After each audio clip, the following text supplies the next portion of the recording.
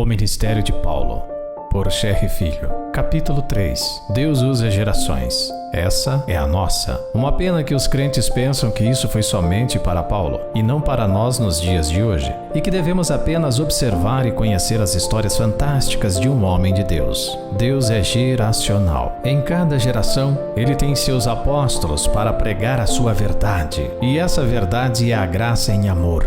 Levar Jesus, mostrar à igreja o quanto ela é pecadora, fazendo-a se enxergar. Ela saberá que precisa dessa graça a cada minuto da sua vida. Nessa geração, ele busca você para levar a mensagem do terceiro anjo. Aprenda, o pregador da graça sempre estará sozinho. Anjos o guarda e Jesus o inspira. Ele avisa ao povo que, como Paulo, aprendeu que lutar contra o pecado é uma luta em vão. Primeiro, você não vence o pecado, nem mesmo salvo em Jesus, porque Jesus não veio morrer para você vencer o pecado. Ele morreu para perdoar os nossos pecados. E se algum pecado em particular você deixar de vencer, você venceu e não há mérito em vencermos. O que é validado por Deus é em Jesus. Você frutifica o fruto do Espírito, que é o domínio próprio, e isso não vem de você, entende? É a ação natural dele. Eu, quando deixei de fumar, beber e larguei as noitadas, foi tão natural que não usei a mínima força pessoal. Não vivo olhando para os meus pecados diários. Isso vai me deixar maluco e neurótico. Isso não acontece quando, em algum estudo bíblico, o professor ou a professora te ensina a vencer pecados como se eles tivessem um fim. Você desvia o foco da graça, que é Jesus, e foca nos erros que comete ou que cometerá. Sua vida vira um inferno e você abandona a Deus sem perceber. Você se enfraquece ou vira um neurótico na luta contra o pecado. Paulo aprendeu que é ficando em Jesus, a videira verdadeira, que os pecados serão perdoados e ele é renovado em amor. O fruto do Espírito Santo nascerá naturalmente em você. As pessoas pensam que olhando para elas e seus erros estarão agradando a Deus, como que dizendo: "Olha, Senhor, está vendo como eu brigo para te agradar?" E isso desagrada ao Senhor. Por quê? Simples. Porque ele se agrada no Filho. Jesus teria morrido em vão se você lutar para vencer pecados, ao invés deles serem perdoados. Você os pratica e depois deixa de praticá-los. Parece confuso? Explico. Quando você está em Cristo, você não luta. Aliás, nem dá bola, porque eles aparecem a todo o momento.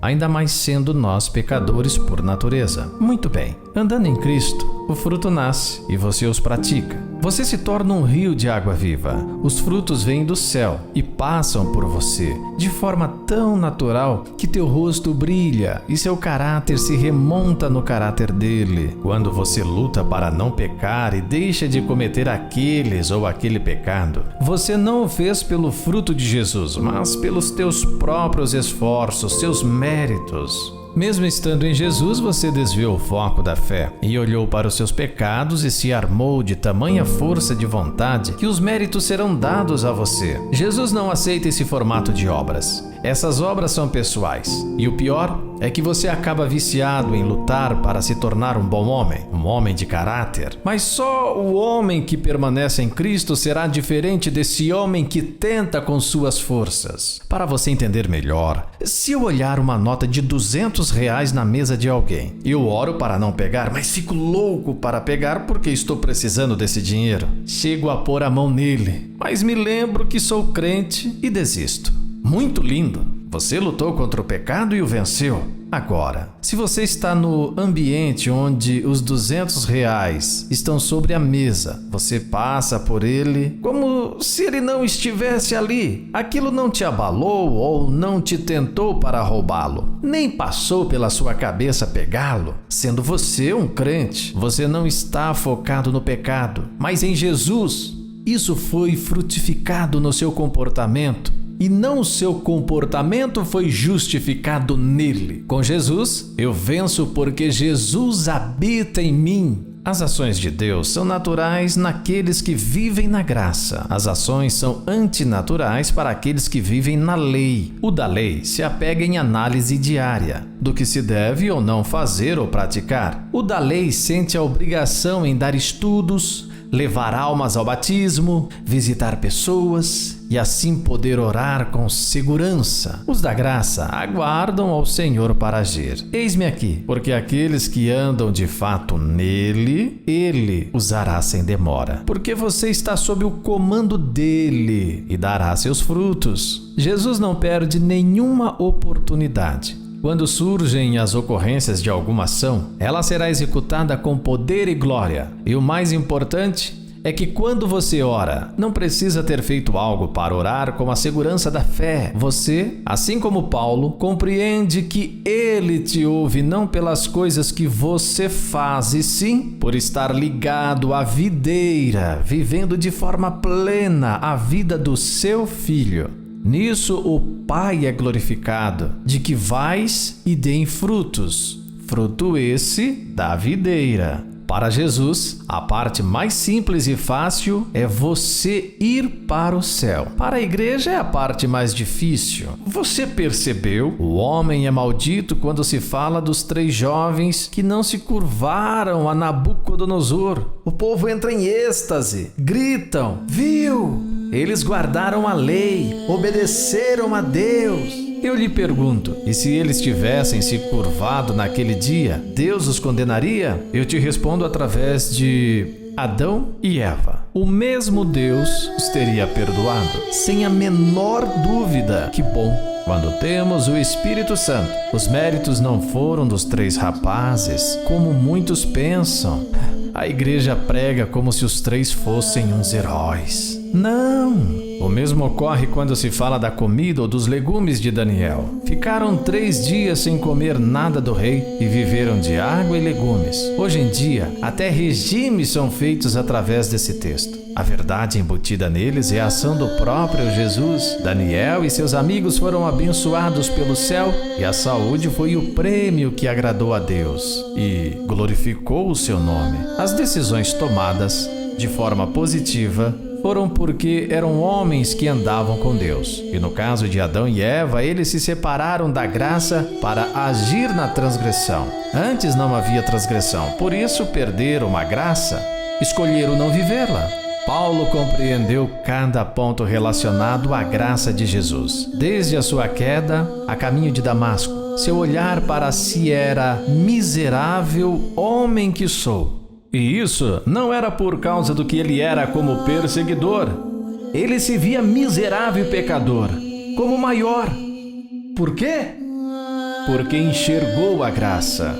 O homem que não enxerga a graça porque se acha guardador da lei se acha obediente. Essa é a diferença. Eles se acham agraciados de obedientes. Seu olhar para si é de um ser quase Jesus. Dizem que não, mas sentem que sim, pois se veem cumpridores da lei de Deus. Tristeza de Laodiceia. A solene incumbência dada a Paulo, por ocasião de seu encontro com Ananias, pesou-lhe mais e mais sobre o coração, quando, em resposta à declaração: Irmão Saulo, o Senhor Jesus me enviou para que tornes a ver. Paulo olhou pela primeira vez a face desse devoto homem, Ananias, que sob a inspiração do Espírito Santo disse-lhe: O Deus de nossos pais de antemão te designou para que conheças a sua vontade e vejas aquele justo e ouças a voz de sua boca, porque hás de ser sua testemunha para com todos os homens do que tens visto e ouvido. E agora, por que te detens? Levanta-te e batiza-te e lava os teus pecados, invocando o nome do Senhor. Paulo descobriu através da graça que a lei tem somente uma função: a de matar. Os crentes, hoje em dia e na era de Cristo, vivenciaram um desejo mórbido pela lei. Laodiceia é a maior defensora da lei no planeta. O salário do pecado é a morte. Porque a morte recebe esse salário por causa da lei. É ela quem te condena. Por isso Jesus veio cumprir, obedecer em meu lugar, me dando vida eterna. A lei é vida quando se é obedecida, mas como o homem não consegue obedecê-la, morre. Mas por que dizem obedecer à lei? Então, era para essas pessoas não morrerem, porque só morre quem transgride, é o que está na lei. Jesus pagou com a sua vida obedecendo-a em meu lugar. A obra do verdadeiro evangelho é cruz de Cristo.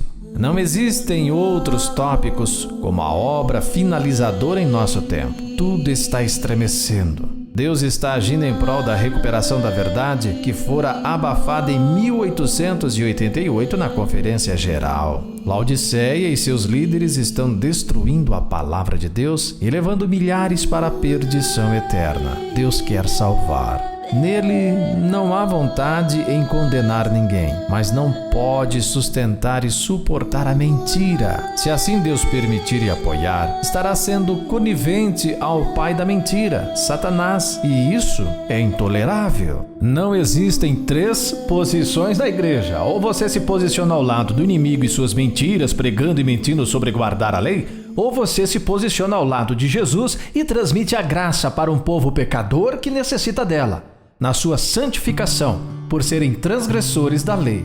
Anelava a certeza de que Jesus estaria com ele em seu ministério futuro. Esvaziou a mente dos preconceitos e tradições que lhe haviam, até então, modelado a vida, e recebeu instruções da fonte da verdade. Jesus comungou com ele e confirmou-o na fé, conferindo-lhe uma rica medida de sabedoria e graça. Magnífica a obra depositada nas mãos de Paulo, um homem separado e dignificado pelo Espírito e que não conviveu pessoalmente com Jesus.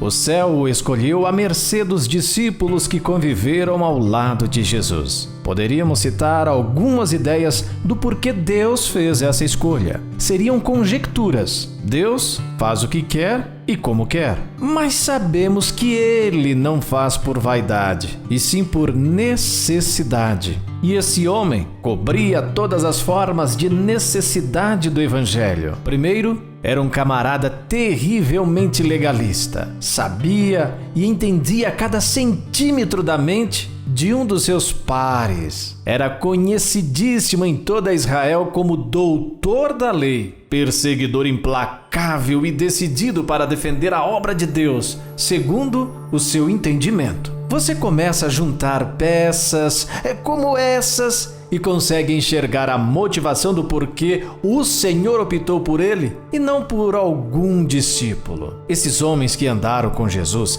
tinham de alguma forma um laço parental com ele. Viram o sofrimento do Mestre e isso poderia influenciar a pregação completa do Evangelho da Graça. Eles eram como filhos mimados por Jesus. Já Paulo era bruto, aguerrido, destemido e não imaginava o dia a dia de Jesus. Ao saber do Evangelho da Graça, seus instintos primitivos em defender o que cria saltaria como uma fera nas estradas empoeiradas da vida. Paulo, livre de amarras, conhecedor da lei, escolhido para um propósito, sabia da grandeza do que viria. Sua mente possuída do Espírito Santo estava ali. Era o homem perfeitamente preparado para enfrentar o que enfrentou. Essas palavras estavam em harmonia com as palavras do próprio Jesus que, quando deteve Saulo na viagem para Damasco, declarou: "Porque te apareci por isto, para te pôr por ministro e testemunha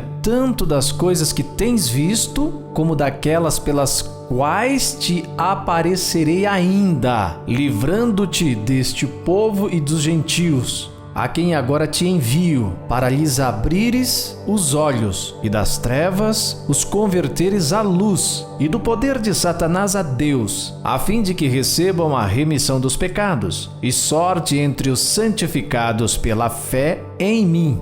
Olha o poder dessa palavra, santificados pela fé em mim. Nada com obediência ou guarda da lei, tudo com paixão por um pecador. O dom dele é a fé, e nela sou santificado. O acreditar piamente nele é que o faz feliz e presente. Nada pode abalar a vida de quem tem fé. Paulo era um homem de fé. Viveu e aprendeu a glorificar ao Pai em quaisquer circunstâncias, na fome, na dor, na cadeia, nas perseguições. sempre firmado na convicção da sua fé. Em vários momentos na Bíblia, encontramos o formato de que o homem é pecador, sempre pecador.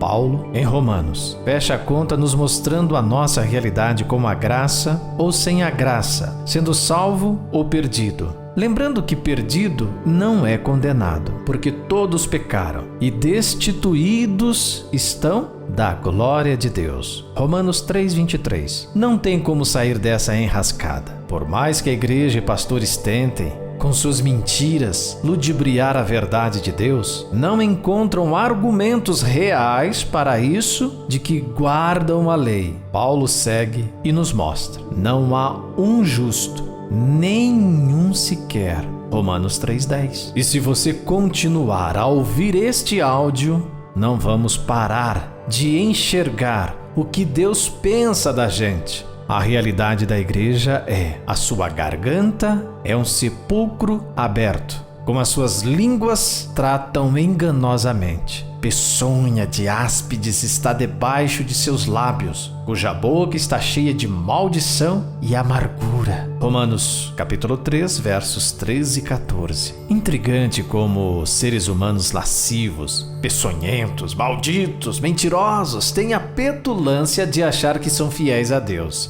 Repito, mesmo depois de salvo, nada, tudo farinha do mesmo saco. E por aí Paulo nos mostra, em Romanos, boa parte da nossa verdade. Paulo mexeu com o brio da igreja que se dizia guardar a lei, que jejuavam, eram dizimistas, sabatistas e assim, detentores do direito ao céu. Não há problema em ser pecador dessa natureza, não. Esse também Jesus veio salvar. Mas o problema é que não precisam de médico, porque se acham curados. Perceba que o apóstolo não tinha meias palavras para mostrar a necessidade da igreja de Jesus. Tentou por vezes mostrar para Laodiceia a sua condição. Todos se extraviaram e juntamente se fizeram inúteis. Não há quem faça o bem, não há nenhum só. Isso era muito forte para os ouvidos abastados receberem tais advertências. Paulo passou uma vida numa luta que parecia em vão. Os membros logo eram desviados do caminho.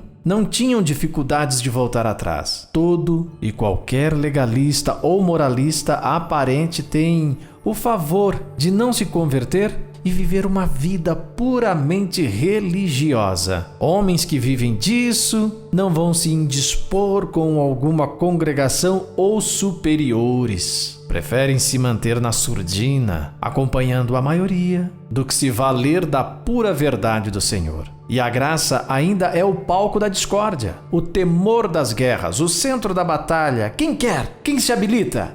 Eles fogem. Não vão encarar isso e correr o risco de perder o emprego e a credibilidade diante dos homens? Não! Temem não serem convidados para pregar em grandes palcos de igrejas chiques e grandes, lugares onde os ricos se acomodam e mandam com seus dízimos e ofertas. Nenhum homem desejará um conflito face a face com o inferno e Laodiceia. Alguns querem aparecer e se habilitam a confrontar pastores, programas de TV, relatando nomes e defeitos na administração da igreja. Isso não é e nunca será de Deus. Jesus cuida da sua igreja. O que ele nos pede é levar a igreja a reconhecer os seus pecados, que consiste em estar longe dele. Não homens que gritam nas redes sociais para mudar usos e costumes. Profetas João Batistas que acusam diretamente pessoas e seus formatos de vida. Não! Jesus não está nem aí para esses tipos de acontecimentos. Jesus não está olhando o metro da saia ou o batom de alguma garota. Ele olha diretamente para o coração. E é nesses corações que ele busca atingir com o Evangelho da Graça. O ministério de Paulo, por Scherrer Filho, continua no capítulo 4.